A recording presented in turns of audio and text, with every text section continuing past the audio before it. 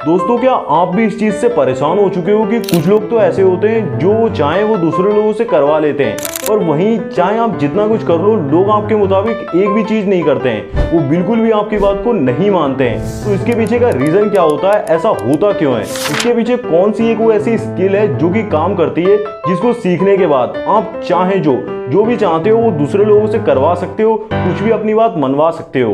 देखो, हर इंसान की एक बेसिक साइकोलॉजी होती है और एक ह्यूमन बिहेवियर होता है जिसको समझकर आप आसानी से उसके माइंड को कंट्रोल कर सकते हो।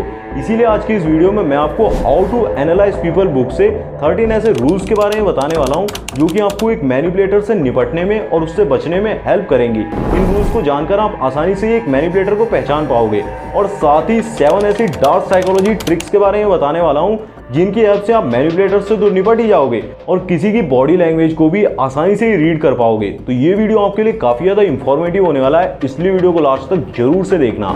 इस वीडियो को अगर आप पूरा देख जाते हो ना, तो मैं 100% गारंटी के साथ ये बोल सकता हूँ कि आप आसानी से मैनिपुलेटर्स की ट्रिक्स से भी निपट पाओगे, उनकी टेक्निक्स को पहचान भी पाओगे, और साथ ही इन ट्रिक्स का अपनी लाइफ में यूज करके आप लोगों से काम निकलवा पाओगे, आप जो करवाना चाहते हो उनसे करवा पाओगे। क्योंकि अगर आप एक बार इन मैनिपुलेटिव साइंस को पहचानना सीख गए ना, और लोगों की बॉडी लैंग्वेज को पढ़ना सीख गए, तो आप अपनी लाइफ में आने वाले हर इंसान के दिमाग को पहले से रीड करना शुरू कर दोगे। उसकी बॉडी लैंग्वेज को देखकर ही आप समझ जाओगे कि उसके दिमाग में पहले से ही चल क्या रहा है और वो आपसे क्या करवाना चाह रहा है। और ऐसे ही आप अनजान लोगों से, दूसरे लोगों से मैनिपुलेट होने से भी बच सकोगे।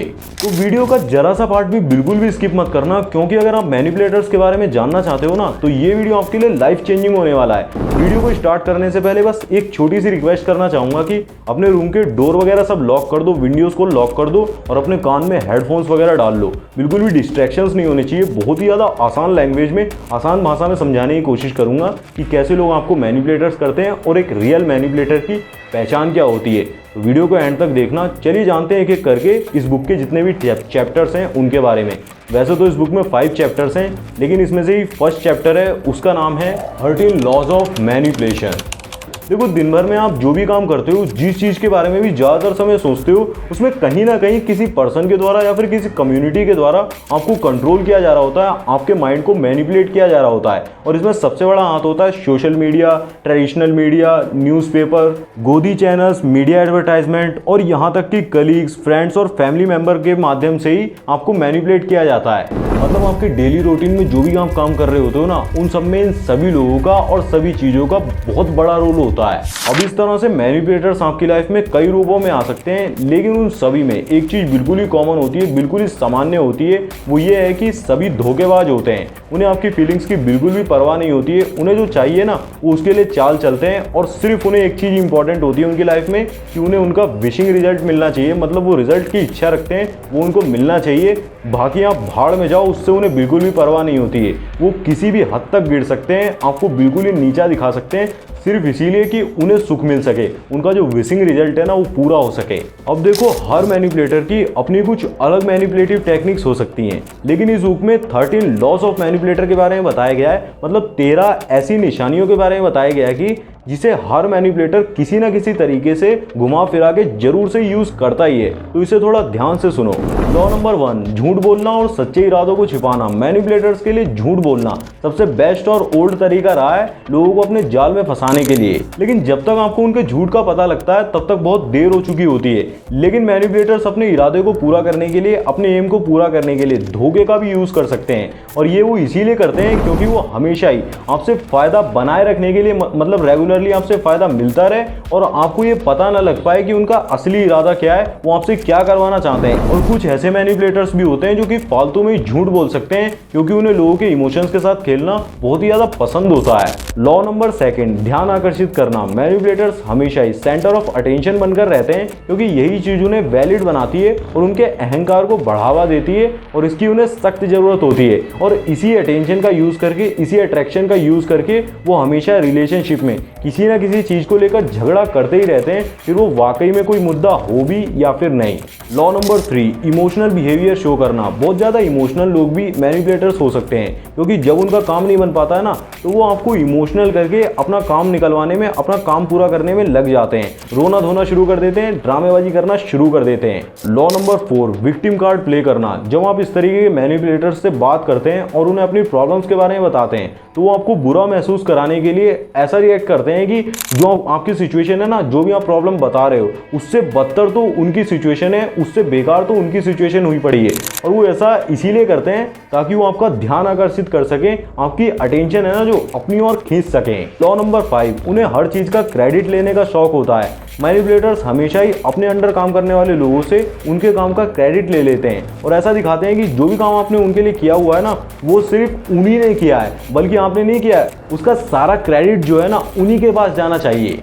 लॉ नंबर 6, अपने ऊपर डिपेंडेंट महसूस कराना। मैनिपुलेटर्स हमेशा से ये चाहते हैं कि आप इस चीज़ में बिलीव करें कि आप उनके ऊपर बहुत ही ज़्यादा डिपेंडेंट हैं और आप उनके बिना जिंदा नहीं रह सकते। उनकी जो सर्विसेज है ना, उसकी आपको बहुत ही ज़्यादा ज़रूरी है, मतलब उसी से आपकी लाइफ चल रही है, उसके बिना तो आप जी ही नहीं सकते। लॉ नंबर 7, सिलेक्टिव रूप से हॉनेस्ट होना। मैनिपुलेटर्स हमेशा से इंपॉर्टेंट फैक्ट्स को छिपाकर बेनिफिट्स लेने की कोशिश करते हैं और साथ ही दूसरों को ये भी बोलते हैं कि यही तो सच है, यही तो चल रहा है। वो आपको अपने काम को कुछ इस तरीके से दिखाएंगे कि वो जो कर रहे हैं ना, वो रियली में काफ़ी ज़्यादा अच्छा है और आपके लिए काफ़ी ज़्यादा हेल्पफुल है, लेकिन रियलिटी में ये सब झूठ होता है। वो एक्चुअल में आपको 2 कदम पीछे छोड़ना चाहते हैं। भले ही वो आपके सामने हॉनेस्ट बन रहे हो, लेकिन सच्चाई ये होती है कि वो आपको कॉम्पिटिटर मान के अपनी लाइन से हटाना चाहते हैं। लॉ नंबर 8, कोई इंपॉर्टेंट इन्फॉर्मेशन जानने के लिए एक फ्रेंड बनने का नाटक करना। मैनिपुलेटर्स भी जब भी आपसे कोई इंपॉर्टेंट इन्फॉर्मेशन उगलवाना चाहते हैं ना, कुछ ऐसा जानना चाहते हैं जो आप उन्हें नहीं बताना चाहते हो, तो बिल्कुल ही वो एक फ्रेंड की तरह रिएक्ट करते हैं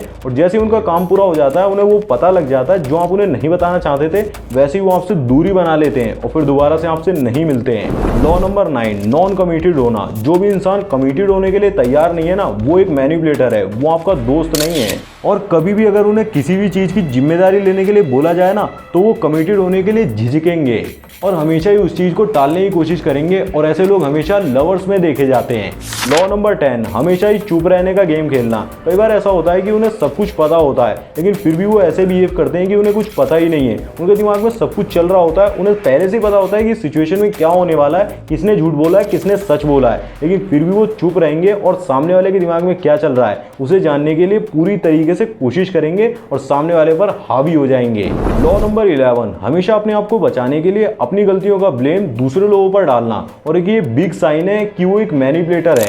मैनिपुलेटर्स जब भी किसी ऐसी सिचुएशन में फंस जाते हैं ना, जहां पर वाकई में उनकी गलती होती है, तो भी वो उस चीज का ब्लेम दूसरे लोगों पर ही डालते हैं। वो बोलेंगे कि मेरा मन नहीं था कार ड्राइव करने का, लेकिन तुम्हारी वजह से, तुम नहीं कार ड्राइव करना चाह रही थी, इसीलिए मैंने कार ड्राइव करी, अब एक्सीडेंट हो गया तो तुम्हारी गलती है। लॉ नंबर 12, आपको वही बताना जो भी आप सुनना चाहते हो। देखो, जब भी कोई आपकी तारीफ करता है ना, तो आपको बहुत ही ज्यादा अच्छा लगता है और वो इंसान भी आपको काफी ज्यादा अच्छा लगने लगता है, लेकिन हो सकता है कि वो वाकई में आपकी तारीफ ना कर रहा हो, वो आपकी और लोगों की तुलना में आपकी चापलूसी कर रहा हो और वो पीठ पीछे आपकी बुराई कर रहा हो, आपको बदनाम कर रहा हो, लेकिन आपके सामने वो आपकी तारीफ करके आपकी गुड बुक्स में आ सकता है। ऐसे लोगों से हमेशा जरा सावधान रहें। अब हमारा लास्ट और लॉ नंबर 13 है, वो आपके सभी डिसीजंस को कंट्रोल करता है। अब लव रिलेशंस में ये चीज़ बहुत ही ज़्यादा नेचुरल होती है। जब भी आप कोई डिसीजन लेते हो ना, तो उसे आप अपने पार्टनर के साथ डिसाइड करके, मतलब डिस्कस करके ही डिसाइड करते हो, और ऐसा करना भी चाहिए क्योंकि आपको अपने पार्टनर की खुशी का भी तो ख्याल रखना है। लेकिन ऐसा भी हो सकता है कि सामने वाला मैनिपुलेटर हो और वो हमेशा अपने फायदे के लिए आपको डिसीजन लेने के लिए मजबूर कर रहा हो, जिससे कि आप उसके इशारों पर ही नाच रहे होते हैं। तो दोस्तों, ये 13 लॉज ऐसे हैं जिनकी हेल्प से आप आसानी से ही पता लगा सकते हो कि जो इंसान आपके साथ रिलेशनशिप में या फिर आपसे कनेक्टेड है, कोई आपका फ्रेंड हो सकता है, कलीग हो सकता है, आपका पड़ोसी नेबर हो सकता है, या फिर कोई ऑफिस में कोई इंसान हो सकता है जो आपको मैनिपुलेट कर रहा है, आपका बॉस भी हो सकता है। वाकई में वो एक मैनिपुलेटर है, वो आपको मैनिपुलेट करना चाह रहा है। आप इन 13 तरीकों के लोगों को देखो जिनके अंदर ये क्वालिटीज़ हैं। 13 में से अगर एक भी क्वालिटी है तो वो मैनिपुलेटर है, उससे बचने की कोशिश करो। लेकिन अब भी आपके मन में ये सवाल आ रहा होगा कि हम ये कैसे वाकई में, रियल में कैसे पहचान सकते हैं कि हम वाकई में मैनिपुलेट हो रहे हैं। तो इसके बारे में पता चलता है सेकंड चैप्टर में, जो कि है I think I am being manipulated. दोस्तों हमारी लाइफ में कई बार ऐसे लोग भी आ जाते हैं जिनके साथ रहना हमारे लिए काफ़ी ज़्यादा मुश्किल सा हो जाता है। मतलब वो काफ़ी ज़्यादा चिड़चिड़े होते हैं, गुस्सैल होते हैं, रूड होते हैं, एरोगेंट टाइप होते हैं, एक्सोटिक होते हैं, मतलब काफ़ी ज़्यादा वो शोर मचाने वाले होते हैं। तो उनमें से काफ़ी सारे बिहेवियर्स ऐसे भी होते हैं जिनको आप एनालाइज करके उन्हें इनएक्टिव भी कर सकते हो, मतलब मैनिपुलेशन को सीख के उनसे बच भी सकते हो। बट ये लोग आमतौर पर मैनिपुलेटर्स ही होते हैं। वो हमेशा ही आपको फंसाने के लिए, आपसे कोई ना कोई काम निकलवाने के लिए हमेशा ही कोई ना कोई जाल फेंकते ही रहते हैं। अब हो सकता है कि आप ऐसे मैनिपुलेटर्स को ना पहचान पाओ, लेकिन ये वाकई में आपकी लाइफ में एग्जिस्ट करते हैं। और हो सकता है कि कोई आपका फ्रेंड या फिर कोई फैमिली मेंबर ही कोई मैनिपुलेटर हो। चलिए अब मैं आपको मैनिपुलेशन, पर्सुएशन और डार्क साइकोलॉजी के बारे में थोड़ा ब्रीफ में समझाता हूँ, जिससे आप आसानी से समझ पाओगे। लेकिन उससे पहले अगर आपने अभी तक वीडियो को लाइक नहीं किया है तो क्या कर रहे हो यार, फटाफट से वीडियो को लाइक कर दो। और अगर आप ऐसी अमेजिंग वीडियोस को देखना चाहते हो और भी ज़्यादा देखने में इंटरेस्टेड हो तो चैनल को सब्सक्राइब कर लो। तो चलिए वापस से आते हैं अपने टॉपिक पर।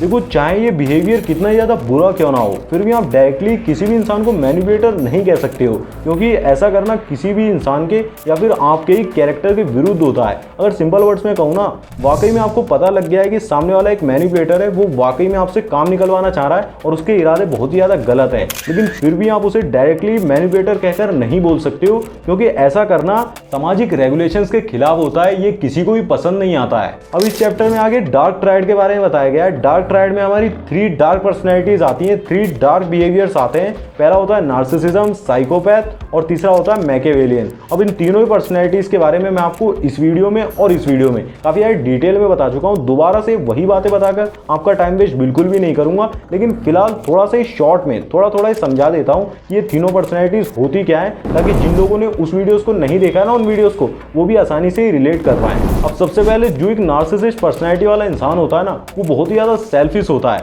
उसे सामने वाले की फीलिंग्स की बिल्कुल भी परवाह नहीं होती है। सामने वाले को क्या फर्क पड़ रहा है, नुकसान हो रहा है, उसका फायदा हो रहा है, उससे उन्हें बिल्कुल मतलब नहीं होता। उन्हें सिर्फ अपना पल्ला सीधा करना होता है। जो खुद की फीलिंग्स होती है ना, खुद को वो प्यार करते हैं, वो खुद को बहुत ही ज्यादा प्यार करते हैं। ऐसी फीलिंग्स उनके अंदर बहुत ही ज्यादा होती हैं और ये काफी ज्यादा घमंडी, अहंकारी और खुदगर्ज होते हैं। इनके अंदर एम्पैथी की फीलिंग्स बिल्कुल भी नहीं होती है और इन्हें किसी भी तरीके का क्रिटिसिज्म बिल्कुल भी पसंद नहीं होता है। इसका बेस्ट एग्जांपल आज के टाइम पर हम देख सकते हैं कि एक पीएम था, नार्सिसिस्ट पीएम, उसको मीडिया का क्रिटिसिज्म बिल्कुल भी पसंद नहीं था, तो उसने पूरी मीडिया को ही खरीद लिया। सेकंड पर्सनैलिटी होती है मैकियावेलियन। मैकियावेलियन ऐसी पर्सनैलिटी होती है जो कि मैनिपुलेटर्स के बादशाह होते हैं। ये बहुत ही ज़्यादा, मतलब सबसे ज़्यादा मैनिपुलेटिव होते हैं। किसी के दिमाग के साथ खेलना हो, उसके इमोशंस को कंट्रोल करना, तो इनके बाएं हाथ का खेल होता है। ये हमेशा वही काम करते हैं जिसमें इन्हें अपना फायदा दिख रहा होता है, कभी भी दूसरों के फायदे के लिए बिल्कुल भी काम नहीं करते हैं। ये बहुत ही ज़्यादा स्वार्थी, चालाक और नकलची होते हैं।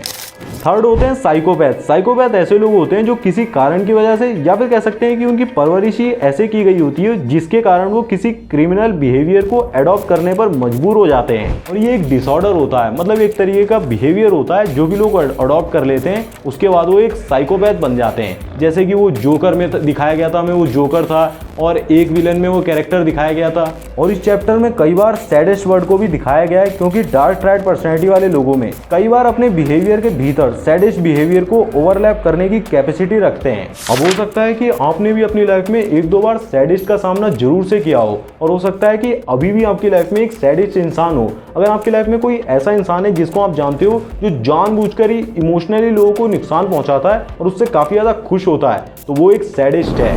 और जो चीज एक सैडिस्ट को सबसे ज्यादा खतरनाक बनाती है ना, वो ये होती है कि उनका शिकार छोटे से लेकर बड़े तक कोई भी हो सकता है। अब मैं आपको कुछ एग्जाम्पल से समझाता हूँ कि एक सैडिस्ट का बिहेवियर दिखता कैसा है, कैसे आप पहचानोगे एक सैडिस्ट को। जानबूझकर एक आदमी को बदनाम करने के लिए उसकी अप्रिय, अनअट्रैक्टिव सी इमेज बनाना, किसी की प्रतिष्ठा को नुकसान पहुंचाने के लिए उसके बारे में गलत गलत अफवाहें फैलाना, जैसा कि आप पॉलिटिकल पार्टीज में आसानी से देख सकते हो। जानबूझकर उन सीक्रेट्स को फैलाना जो वो जानते हैं कि ऐसा होना ही चाहिए, इसीलिए वो अक्सर लोगों से उनके सीक्रेट्स को बुलवा लेते हैं, जिससे कि वो बाद में उसका वो फायदा उठाकर उन्हें हार्म पहुंचाते हैं और वो पब्लिकली उसे फैला देते हैं। जानबूझकर अपनी पीठ पीछे एक एम्प्लॉय को नौकरी से निकलवाने के इरादे से एक योजना बनाना, किसी कलीग, परिवार के सदस्यों या मित्रों या फिर अन्य किसी को जानबूझकर एकदम से साइड कर देना, इंटेंशनली किसी और के रिश्ते को नुकसान पहुंचाने की कोशिश करना, साइबर बुलिंग या फिर बदमाशी का सहारा लेना, इंटेलेक्चुअल, फिजिकल या फिर फाइनेंशियल प्रॉपर्टी की चोरी का सहारा लेना, ये सभी सैडिस्ट लोगों के लक्षण हैं। एक सैडिस्ट ऐसी सिचुएशंस को इतनी ज़्यादा सावधानी से इस्टेब्लिश करता है ना कि किसी को भी उस पर बिल्कुल भी शक ना हो सको। और हद तो जब पार हो जाती है, इससे ही बदतर सिचुएशन तो जब आ जाती है जब वो कभी भी अपने द्वारा पहुंचाए गए किसी को भी नुकसान का बिल्कुल भी जिम्मेदारी नहीं लेता है, उसकी जिम्मेदारी बिल्कुल भी नहीं उठाता है, और जो नुकसान उसने पहुंचाया हुआ होता है, किसी को दर्द दिया होता है, उसके लिए वो बिल्कुल भी पश्चाताप तो बिल्कुल भी नहीं करता है। एक सैडिस्ट इंसान जानबूझकर ही दूसरे इंसान को नुकसान पहुंचाने की कोशिश करता है, क्योंकि इसमें उसका मानना होता है कि इसमें उसका कोई फायदा है, उसे फायदा मिलेगा, उसे खुशी मिलेगी। देखो दोस्तों, अब आप आसानी से ही किसी मैनिपुलेटर को पहचान सकते हो और काफ़ी हद तक उससे बच भी सकते हो, उसकी मैनिपुलेटिव टेक्निक्स को डिकोड भी कर सकते हो। लेकिन अब भी ये पूरी जानकारी नहीं है, अब भी आपको मैनिपुलेशन के बारे में और डार्क साइकोलॉजी के बारे में काफ़ी सारी जानकारी लेनी पड़ेगी और काफ़ी कुछ सीखना पड़ेगा।